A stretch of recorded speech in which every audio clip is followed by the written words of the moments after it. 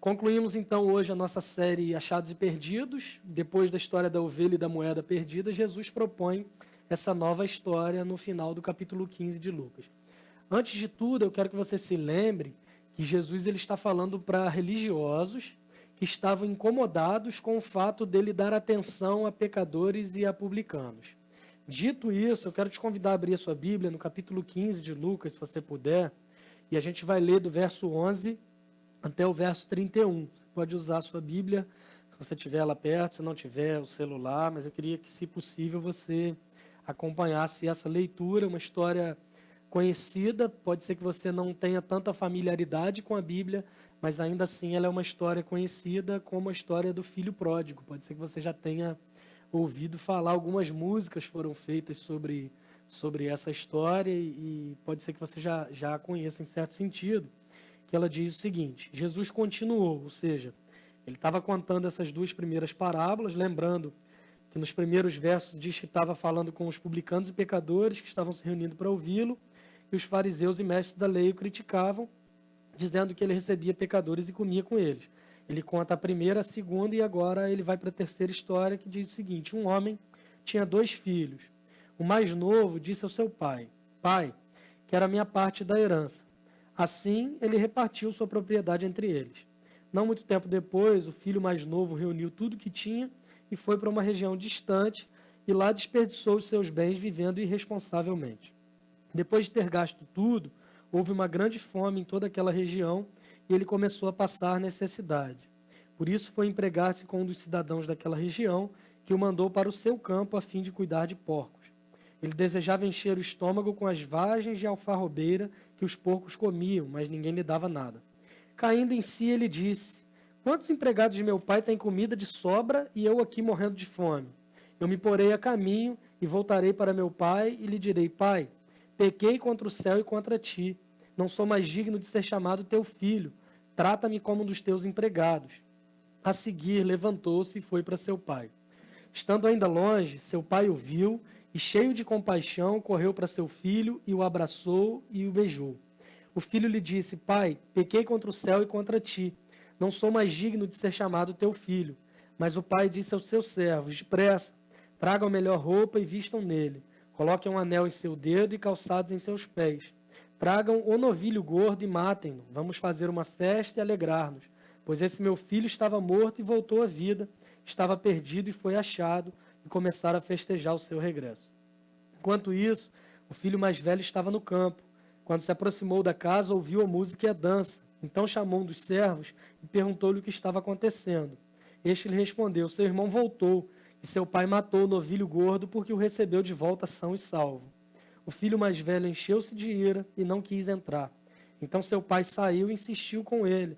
Mas ele respondeu ao seu pai: Olha, todos esses anos tenho trabalhado como um escravo ao teu serviço e nunca desobedeci às tuas ordens. Mas tu nunca me deste nem um cabrito para eu festejar com os meus amigos. Mas quando volta para casa esse teu filho, que esbanjou os teus bens com as prostitutas, matas o novilho gordo para ele. Disse o pai: Meu filho, você está sempre comigo e tudo o que tem é seu. Mas nós tínhamos que celebrar a volta desse seu irmão e alegrar-nos, porque ele estava morto e voltou à vida, estava perdido e foi achado. Vamos orar? Deus, te damos graças pela tua palavra lida e pedimos que o Senhor, por meio do teu Espírito Santo, a aplique aos nossos corações, fazendo-nos compreender verdades nesse texto que sejam úteis, que sejam importantes para a nossa realidade hoje. Oramos a ti no nome de Jesus. Amém. Algumas coisas a gente consegue perceber nessa história, que em certo sentido é uma história conhecida. Um homem que tinha 2 filhos, um deles pediu para o pai a parte que lhe cabia da herança, pega tudo, vai embora, gasta de forma irresponsável, volta para casa, é recebido com festa pelo pai, e o seu irmão fica irado por conta disso. Basicamente, de forma ainda mais resumida, essa história que a gente acabou de ler, mas alguns pontos são importantes e a gente consegue refletir sobre eles, baseado nesse texto que nós lemos. A primeira coisa que a gente percebe é que a motivação por trás do pedido do filho mais novo era a independência do pai. A gente vê isso no verso 12, no início da história, quando o mais novo disse ao seu pai: Pai, eu quero a minha parte da herança, e assim, de forma bem direta, o pai repartiu essa propriedade entre os seus filhos, e a gente consegue compreender que a motivação por trás desse pedido era uma independência em relação ao pai. Ele não queria viver mais sob os cuidados, sob a proteção, ele não queria mais viver debaixo do domínio, da autoridade do lugar onde o seu pai vivia, da casa do seu pai. Então, lembre-se que Jesus está falando a líderes religiosos, e pela lei que eles conheciam muito bem, um filho só poderia receber a herança em 2 casos. Ou quando o pai morresse, ou quando o pai fosse mentalmente incapaz de administrar os bens da família. Tanto que, nesse caso, ou que os filhos recebiam herança, o filho mais velho, se você ler o livro de Levítico, você vai perceber isso, ele recebia uma porção dobrada. Por isso você vai ver no Antigo Testamento, uma série de vezes, irmãos brigando por causa do direito de primogenitura, ou seja, o filho mais velho, ele recebia o dobro do que o outro filho recebia, porque além da porção para ele, ele recebia uma porção dobrada, porque ele seria responsável por cuidar, além de si mesmo, do restante de tudo o que a família possuía. Então, o fato do filho mais novo pedir essa porção para o seu pai indicava 2 coisas. A primeira delas era como se ele dissesse: pai, o senhor é incapaz de cuidar dos negócios da família, então, baseado nessa sua incapacidade, eu quero a parte que me cabe. Ou, em certo sentido, era como se ele dissesse para o pai o seguinte: pai, para mim o senhor está morto. Eu não quero mais contato contigo, eu simplesmente quero a herança, eu quero aquilo que o Senhor pode me dar, embora eu não queira mais ter um contato e desenvolver um relacionamento contigo. Em certo sentido, isso era, obviamente, uma ofensa. E se você parar para ler novamente o livro de Levítico, que está lá, o resumo de toda a lei que Deus dá para o seu povo, e os líderes religiosos, obviamente, eram mestres da lei e conheciam isso, no capítulo 20 de Levítico, vai dizer que uma maldição que o filho fazia em relação ao pai, o filho que amaldiçoava o seu próprio pai, ele poderia ser punido até mesmo com a morte. Então, Jesus está contando essa história, e, em certo sentido, a gente pode supor que os mestres da lei, os líderes religiosos, já estão pensando como condenar esse filho mais novo, porque ele está agindo contra a lei que eles tanto apreciavam. A partir disso, o pai divide a sua herança e a gente consegue perceber algumas características morais ou imorais, para dizer um pouco melhor, que são elencadas aqui. Os versos 12 e 13, por exemplo, nos mostram que esse homem que sai de casa, esse filho mais novo, ele tem muita ganância, ele tem uma postura de consumismo, de irresponsabilidade financeira, de inversão de valores e uma série de outras coisas. Além disso, o texto vai dizer para nós que ele foi para uma região distante, um país distante. O jovem judeu abre mão de estar debaixo da autoridade do seu pai e agora ele está indo embora para um país pagão, abrindo mão das leis que norteavam ali o povo judeu, abrindo mão de tudo que o pai acreditava que fosse, em certo sentido, melhor para ele. Além do mais, gastos extravagantes na sua própria cidade não impressionariam absolutamente ninguém. As pessoas ali o conheciam. As pessoas ali com certeza sabiam que o dinheiro que ele estava gastando não era fruto do seu trabalho, mas era o dinheiro que ele herdou do pai. Ele não poderia ostentar estando na sua própria região e morando na sua própria cidade. Então, ele vai para um lugar distante, abrindo mão da autoridade, da presença do pai, do governo do pai, e também porque em outro lugar ele poderia ostentar com o dinheiro que não lhe pertencia, na verdade. Ele pertencia por direito, mas não era fruto do seu próprio trabalho. Ainda nesse ponto, se ele desejasse tão somente autonomia e independência, por que ele não simplesmente foi embora sem pedir dinheiro? Na verdade, ele queria que a sua autonomia e a sua independência fossem financiadas pelo próprio pai. Resumindo, ele queria o dinheiro do pai, mas não queria viver sob a autoridade do pai. Quantos de nós não somos representados nessa postura? Queremos aquilo que Deus pode nos dar, e muito cuidado com essa história de buscar somente o que Deus pode te dar, sem que você se submeta ao senhorio e à vontade dele. Essa história do filho pródigo nos mostra muito sobre isso e os riscos que a gente acaba correndo quando a gente quer aquilo que o pai pode nos dar, sem nos submetermos em amor à autoridade, ao governo e à vontade do pai para as nossas próprias vidas. Essa, na verdade, é a história de todo pecador. Tudo isso foi motivado pela autonomia, pela dependência, e, na verdade, todos os pecados que nós cometemos são, na verdade, uma declaração de independência em relação a Deus. É como se disséssemos com os nossos pecados: o Senhor diz para eu fazer isso, mas eu quero agir segundo a minha própria vontade. Uma definição clássica de pecado é que o pecado ela é uma transgressão da lei de Deus. O pecado é transgredir a lei, e a lei é a palavra de Deus. Qualquer pecado que eu cometa é como se eu dissesse para Deus: olha, eu vou fazer o que eu quero e não aquilo que o Senhor quer. Embora a tua lei me diga para fazer dessa forma, eu quero fazer do jeito que eu quero fazer, porque simplesmente eu quero fazer, eu quero autonomia e eu quero independência em relação ao que a palavra do Senhor diz para mim. Logo, o filho mais novo dessa parábola, ele representa, em certo sentido, todo o pecador. Porque a origem disso que nós chamamos de pecado, e a gente percebe desde o jardim do Éden, que Adão e Eva, os nossos primeiros pais, foram criados de modo que se relacionavam com Deus de forma perfeita. Deus todos os dias conversava com eles, vinha até eles para conversar ao fim de todos os dias, até que um dia aparece a serpente oferecendo para eles o quê? Autonomia e independência.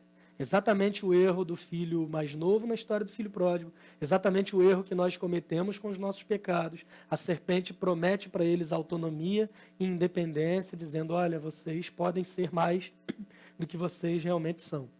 Vocês podem conhecer todas as coisas como Deus conhece. Se vocês conhecerem todas as coisas, vocês não vão precisar de Deus. Então eu ofereço para vocês aqui a possibilidade de serem autônomos, a possibilidade de serem independentes. O que eles fazem?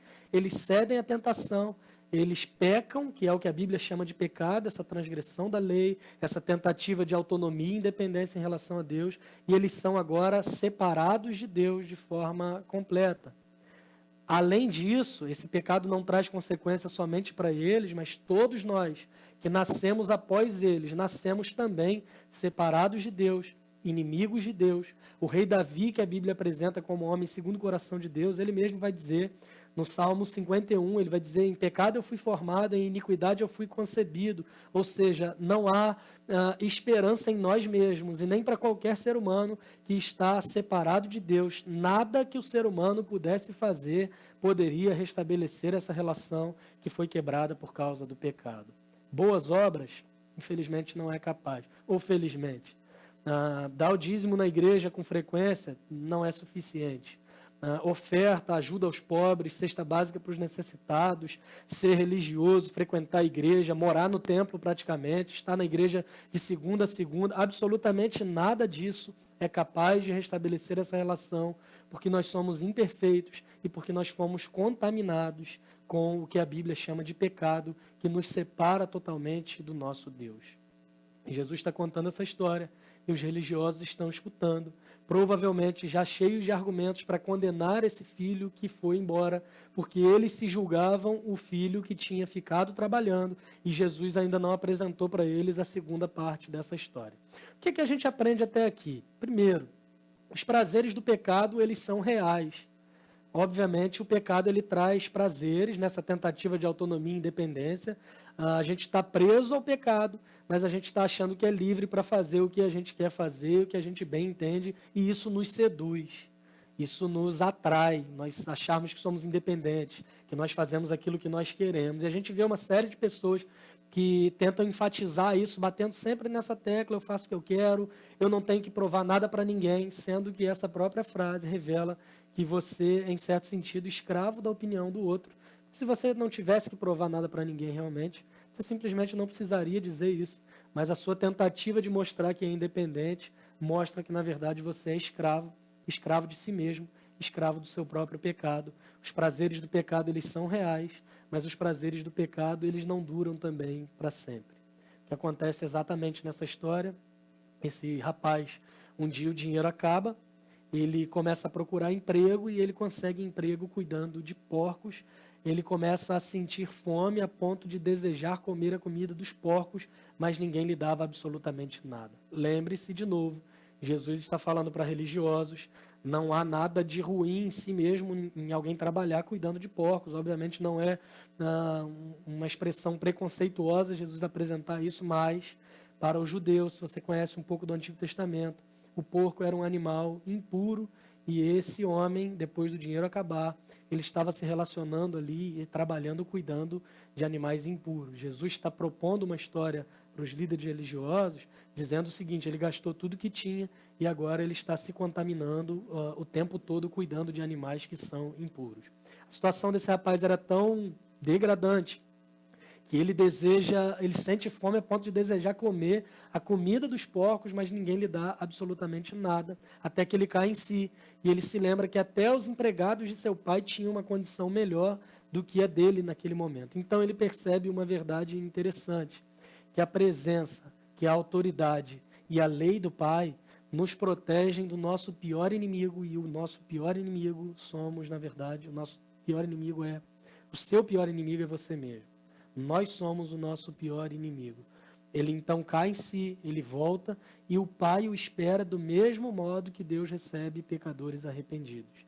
Essa história está concluindo um capítulo, mas tanto na história da ovelha quanto na história da moeda, Deus é representado em algumas figuras nessas parábolas, nessas histórias, e em todas elas há uma festa quando alguém que estava perdido ou algo que estava perdido é encontrado. Deus o recebe, o Pai o recebe com compaixão, com graça, com misericórdia e com festa. Assim como nas outras duas histórias, nessa também há festa e alegria no momento do encontro. Assim como nas outras histórias, aqui também não seria diferente. Ele vem até o Pai, arrependido, ele confessa o seu erro, ele pede para que seja tratado como um empregado, e a resposta do pai é a seguinte: traga as melhores roupas para vesti-lo, traga um anel para colocar no seu dedo e sandálias para colocar nos seus pés. O que o pai faz nesse momento? O pai lhe devolve a dignidade que o pecado tinha levado embora. Alguém desejando comer comida de porcos e não tendo nem isso, é alguém que perdeu totalmente a dignidade. E ele volta para o pai, e nesse momento o pai lhe devolve a dignidade que tinha sido arrancada por conta dos seus erros, por conta dos seus pecados. O pai o restabelece a condição de membro daquela família, não porque ele merece, não porque ele fosse bom, não porque ele fosse religioso, mas porque o pai é rico em misericórdia e graça. O mérito da história não é do filho que decide voltar. O mérito da história está simplesmente no pai, que é rico em misericórdia, amor, compaixão e graça. E o que o pai faz? Termina a história fazendo um churrasco, como diz o Marquito, porque Deus sabe o que é bom. Ele termina festejando, fazendo então um churrasco. O pai mata um novilho gordo, que era um animal reservado para ocasiões especiais, que seria morto para simbolizar que a alegria pela volta daquele rapaz estava sendo plena, estava sendo completa naquele exato momento. As pessoas que tinham propriedades animais costumavam separar, tanto que o pai não diz tragam um novilho gordo, mas tragam o. É um artigo definido. Eles tinham o costume de separar um animal especificamente para ocasiões muito especiais, e esse é o animal que é sacrificado nesse momento, que é morto nesse momento, para que todos eles pudessem celebrar. Um animal é um ser, então, que morre para restaurar de forma completa a alegria de toda aquela família. Note que o pai oferece um sacrifício para celebrar o fato de que o rapaz estava retornando para aquela família. Lembre-se que, como pecadores representados aqui nessa parábola, nós estávamos separados de Deus, e nada que nós pudéssemos fazer seria suficiente para nos aproximar dele novamente. Mas João capítulo 3,16 diz que Deus amou o mundo de tal maneira que deu seu único filho, para que todo aquele que nele crê não pereça, mas tenha a vida eterna. Deus enviou o seu Filho Jesus para viver essa vida perfeita que nós éramos incapazes de viver. Não somos capazes de fazer nada para nos aproximar de Deus, porque somos pecadores, somos falhos, e a Bíblia diz que os nossos pecados nos separam de Deus. Precisaria de alguém perfeito para agradar a Deus com toda a sua vida, e nós éramos incapazes. A palavra de Deus diz que se nós obedecemos toda a lei, tropeçamos em um só ponto, somos culpados dela inteira. Então Jesus, ele vem para atender essa exigência da lei de Deus, que exigia essa perfeição, que pedia essa perfeição, e nós éramos incapazes de oferecer. Deus envia Jesus, ele vive essa vida perfeita, ele morre em uma cruz, assumindo a nossa condenação, o nosso pecado. Do mesmo modo que na história do filho pródigo, o pai oferece o seu próprio filho aqui, não simplesmente um animal, mas o seu próprio filho para ser morto e por meio desse sacrifício, a nossa alegria se torna completa, porque pela fé no que Cristo fez por nós, nós também somos aceitos na família de Deus e nós temos a nossa dignidade no que Cristo fez por nós. Isso nos é garantido pela fé, essa dignidade que tinha sido arrancada por conta do pecado, nos é devolvida pelo sacrifício de alguém inocente que pagou a nossa dívida perante a exigência da lei do Pai. Jesus morre, mas ele ressuscita ao terceiro dia, provando que venceu a morte, provando que venceu o pecado, provando que o sacrifício foi aceito por Deus, e ele faz uma promessa que um dia voltaria também para nos buscar, e nós estaríamos eternamente com ele, celebrando, assim como nessa história, que há festa, que há alegria, estaremos eternamente com ele em festa, em alegria, celebrando o amor, a misericórdia, a graça e a compaixão de um Pai que nos ama, apesar de sermos simplesmente pecadores. Essa é a mensagem do Evangelho que traz sentido para todas as coisas na nossa existência. O Pai, ele vai dizer: o meu filho estava morto e voltou à vida. Ele estava perdido e foi encontrado e foi achado. Compreendemos, estamos representados aí, quando lemos Efésios 2, por exemplo, que diz que nós estávamos mortos em nossos delitos e pecados, mas ele nos deu vida, Deus nos deu vida. Lembre-se de novo, que os religiosos estão escutando essa história, e talvez sem entender muita coisa. Só que Jesus começa a apresentar um outro lado da história, e agora ela começa a ficar muito interessante, quando a partir do verso 25 ele diz o seguinte: enquanto isso, na sala da justiça, enquanto isso o filho mais velho, ele chega do campo e ele ouve algumas músicas, ele percebe a festa que está acontecendo, ele percebe pessoas dançando ali, e ele pergunta a um dos servos o que está havendo, o que está acontecendo, e o servo responde o que tinha acontecido, e ele, ao invés de se alegrar com seu irmão que tinha voltado, ele tem o seu coração cheio de ira, e ele não quer entrar ali para celebrar. O seu pai sai para conversar com ele, e ele responde o pai do seguinte modo: olha, eu tenho te servido por tantos anos, e você nunca me deu sequer um cabrito para eu festejar com os meus amigos. O pai responde dizendo: mas você está sempre comigo, o que eu tenho é seu. Só que esse fato, ele merece uma celebração. Teu irmão estava morto e voltou à vida, ele estava perdido e foi encontrado. E a história termina sem uma conclusão se o filho entrou para se alegrar ou se ele não entrou para se alegrar, e isso é fantástico. Não sei se é da sua época, mas há um tempo atrás tinha na TV um programa chamado Você Decide.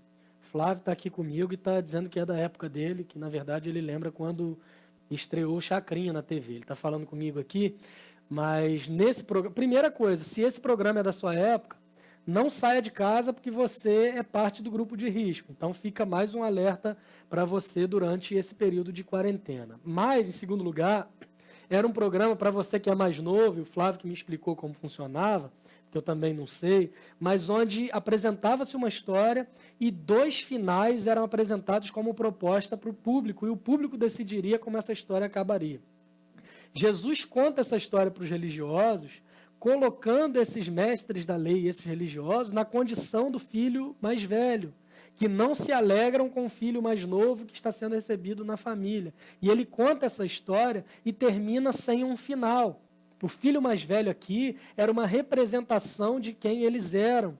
Estavam sempre por perto do Pai, no país do Pai, sob as leis do Pai, em certo sentido, sob a autoridade do Pai, porque o povo de Israel havia sido escolhido para ser o povo de Deus. Eles estavam sempre por perto, mas eles não eram de fato, eles estavam sempre por perto, mas eles não compreendiam de fato que eles estavam representados ali pelo filho mais velho. Eles eram o povo de Deus, mas não compreendiam que a presença de Deus, que a lei de Deus, que a autoridade de Deus era algo fundamental na vida deles.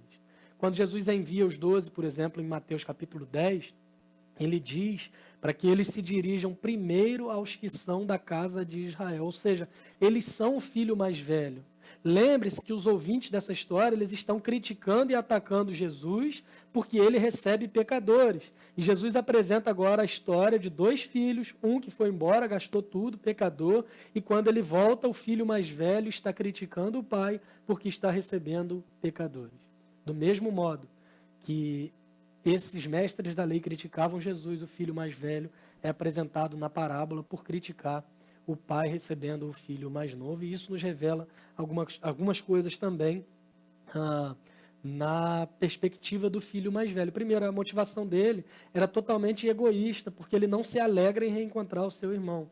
Segundo lugar, ele não valorizava a presença do pai, ele teve que ser relembrado disso pelo próprio pai, porque ele também queria o que o pai tinha. Ele reclamou que ele não recebeu sequer um cabrito, mas ele se esqueceu que ele estava sob o governo, a autoridade, o senhorio do pai o tempo todo e que todas as coisas que o pai possuía, na verdade, lhe pertenciam também.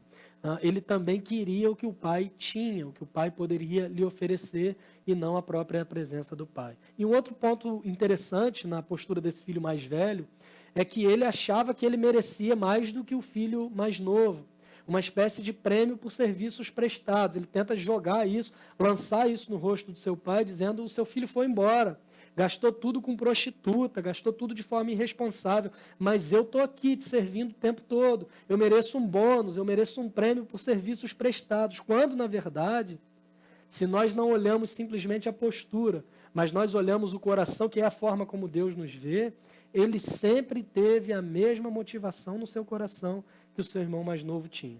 Uma preocupação com as coisas que o pai podia lhe oferecer e, em certo sentido, achar que merecia o favor de Deus, achar que merecia um favor especial do pai, pelo simples fato de que ele sempre esteve por perto, de que ele sempre esteve presente, de que ele sempre esteve servindo. O filho mais velho nos revela, então, que ele está tão perdido, mesmo dentro da casa do pai, do que o filho mais novo que foi embora. O religioso que acha que merece o favor de Deus, ele está tão perdido quanto aquele que vive de modo imoral. O religioso que acha que consegue comprar Deus com os seus sacrifícios, com as suas subidas no monte, com os seus votos, campanhas de inúmeras semanas que ele faz, com o seu óleo ungido, com a sua flor ungida, com a água do Rio Jordão, com uma série de coisas, com a Bíblia aberta em determinado salmo, achando que aquilo vai trazer proteção. Ele está tão perdido quanto aquele que vive de modo imoral. Um porque adora a si mesmo, oferecendo a si todos os prazeres que deseja, e outro porque também adora a si mesmo, não reconhecendo que é incapaz e necessita desesperadamente da justiça de Cristo, necessita desesperadamente de um Salvador. Tanto a postura do filho mais novo quanto a postura do filho mais velho são posturas que revelam um problema no centro do coração humano que nós chamamos de idolatria. Não valorizam em primeira instância, em primeiro lugar, a presença do Pai, mas se preocupam mais em agradar os seus próprios prazeres e também em receber aquilo que o Pai pode lhes oferecer, sem necessariamente viverem sob o senhorio, sob a autoridade e sob o governo do próprio Pai. Justiça própria e imoralidade. Duas faces da mesma moeda. Dois modos de representar um filho perdido. Na verdade, dois filhos perdidos se apresentam aqui. Por isso, a primeira história da ovelha perdida, a segunda história da moeda perdida, e a terceira história, a gente pode dizer, que é a história dos filhos perdidos, e não simplesmente do filho perdido. A grande diferença é que um deles reconhece o seu estado e a necessidade do pai, e o outro filho, a história termina sem nós sabermos o final, porque Jesus está propondo para a representação do filho mais velho, que são os mestres da lei, que são os fariseus, que são os religiosos, e eles decidiriam: eu me alegro com filhos mais novos chegando à casa do pai, ou eu continuo achando que eu mereço algo especial da parte de Deus, porque eu sou representado como filho que sempre esteve presente. Fico alerta para nós, irmãos, porque essa é uma história complexa, que não nos representa simplesmente em um lugar. Nós transitamos de maneira muito fácil entre esses personagens aqui, a gente tem que ter muito cuidado com isso, porque é possível que algum dia você tenha sido esse filho mais novo, tenha tido consciência do seu erro, do seu pecado, se arrependido, pedido perdão, e o pai tenha te recebido com festa. Mas se você não tomar cuidado, com o passar do tempo, você começa a transitar entre os personagens e você começa a achar que você tem direitos em relação ao pai, Você começa a se sentir como o filho mais velho, você que foi recebido com festa, agora já está começando a olhar os outros como se você merecesse um favor maior do Pai, a olhar para Deus como se você, como se Ele te devesse alguma coisa. Então, muito cuidado com isso, porque essa história não é assim, eu estou aqui e você está ali, não. Se você não toma cuidado, você sai da postura do filho mais novo e cai na postura do filho mais velho, e sem que você perceba, você está valorizando muito mais a religião, a lei, os costumes, aquilo que te mandaram fazer, do que valorizando o fato de o Pai se alegrar com pecadores que são recebidos de volta na família de Deus. Por isso que a gente sempre usa, em todas as pregações, a gente fala sobre a mensagem do Evangelho de forma explícita. E há uma frase que eu gosto muito, que é do reformador Martim Lutero, que ele diz o seguinte: nós precisamos nos lembrar do Evangelho todos os dias, porque nós nos esquecemos dele todos os dias. Se a gente não tem uma vida centrada no Evangelho, o Evangelho é para nós uma bênção, porque nos transformou de perdidos em achados, de alguém que estava longe da família de Deus em alguém que foi recebido agora na família de Deus. Mas se nós nos esquecemos do Evangelho, nós saímos da postura do filho mais novo, começamos a transitar agora na postura do filho mais velho e achar que merecemos alguma coisa da parte de Deus. Somente olhando para o Evangelho, que é essa mensagem de que Deus nos criou perfeitos, de que o pecado quebrou essa relação, de que Jesus viveu essa vida perfeita, morreu na cruz, ressuscitou, isso tudo que a gente já falou ao longo dessa pregação, que significa boa notícia, boas novas, que é o significado da palavra Evangelho. Somente olhando para o Evangelho nós somos livres desses dois extremos, representados aqui por dois filhos perdidos, justiça própria de um lado e imoralidade do outro.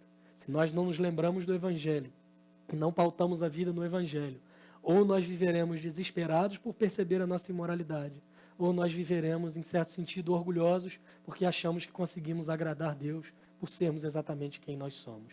O Evangelho nos livra desses extremos e nos faz compreender que o mérito para essa história não está no filho que se arrependeu, embora estivesse perdido, não está no trabalho do filho que sempre esteve presente, mas está na compaixão, na graça e no amor de um Pai que nos ama, apesar de sermos pecadores imorais e apesar de sermos pecadores cheios de justiça própria, o que é também um pecado grave, talvez até pior, porque o imoral ele conseguiu nessa história compreender o quanto ele estava distante do Pai e dependia dele.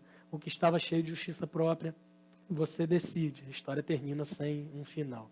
Que entendamos isso, irmãos, que a gente viva de modo a honrar o Pai, entendendo que a presença dele é mais importante do que qualquer coisa que ele possa nos dar. Entendendo que aquilo que ele já nos deu, que foi o sacrifício do seu filho, é o que nos faz sermos aceitos por ele na sua família. Entendendo que da mesma forma que o pai sacrifica alguém na história do filho perdido, para que a família tenha a alegria completa, por causa do sacrifício de Jesus Cristo, a nossa alegria está completa em Deus, porque éramos pecadores e hoje somos filhos de Deus, porque estávamos perdidos e fomos achados. Seja pela postura do filho mais novo, seja pela postura do filho mais velho, que você se arrependa disso e que deposite a tua identidade, não em quem você é, mas no que Cristo fez por nós. E o fato do que Cristo fez por nós é o que nos torna parte da sua família, aceitos por Ele em sua família, por depositarmos a nossa fé naquilo que Jesus Cristo fez por nós. Seja pela postura do filho mais novo ou pela postura do filho mais velho, hoje é um tempo de arrependimento. E você se colocar diante do Pai para ouvir dele o seguinte: esse meu filho estava morto e reviveu. Esse meu filho estava perdido e foi achado. Que seja assim para a glória de Deus. Vamos orar? Deus, te louvamos pela tua palavra e que por meio dessa história nós aprendemos verdades tão importantes e interessantes para nós. Do mesmo modo que na história da ovelha perdida, da moeda perdida, hoje a gente vê dois filhos em certo sentido perdidos, mas em todas essas histórias também a gente compreende que apesar da nossa incapacidade de achar o caminho, o Senhor Jesus se apresenta para nós como sendo o caminho, a verdade e a vida, e dizendo que ninguém vai ao Pai senão por Ele. Muito obrigado porque Jesus é o caminho que nos leva ao Pai. E muito obrigado porque entendemos que quando pecadores se arrependem, esses pecadores são recebidos pelo Pai com festa, com alegria, e nós somos gratos ao Senhor por isso. Porque nós podemos também nos alegrar nisso. E haverá um momento em que seremos recebidos de forma definitiva na casa do Pai. E eternamente celebraremos com o Senhor pelo sacrifício que Cristo fez. Então, em gratidão, nós te louvamos, Nós somos gratos a Ti. Estávamos perdidos e fomos achados. Estávamos mortos em delitos e pecados, mas o Senhor nos deu vida por meio do que Cristo fez por nós. Esse é um presente para nós da graça de Deus. A salvação é o presente que nós não merecemos, que nós não somos capazes de comprar, que nós não somos capazes de pagar, mas que o Senhor nos oferece gratuitamente, por meio simplesmente de crermos no que Cristo fez por nós e depositarmos a nossa fé em que isso seja suficiente para nos aproximar de Deus. Muito obrigado pela tua palavra, oramos no nome de Jesus. Amém.